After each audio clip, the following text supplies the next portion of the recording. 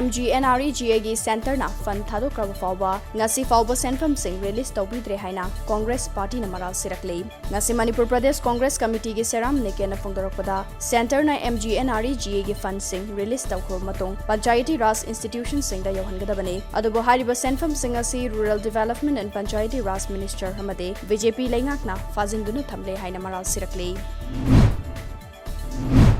COVID-19 gani suba wave thengnana bagidama Kaching Assembly Constituency gi wina ITI Kaching da hangliba Community Home Isolation Center Kaching District gi wina Kaching Higher Secondary School da hangliba Isolation Center amade Makha High School da hangliba Community Home Isolation Center da nase constituency asi MLA Mayang Lambam Rameshwarna sanitizer amade marks tengmang pikre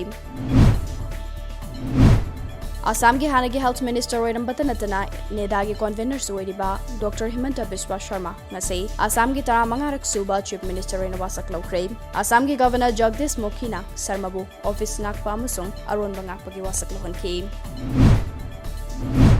Congress Working Committee CWC na handak da pangthokiba state mari amade union territory amagi mikhal gi fall nasi mifam pangtokuna khanakre mifam aduna Congress ke permanent president ama khanna baware ploke party ke president ge mikhal lakliba June kulhumdoi da pangthokani hairi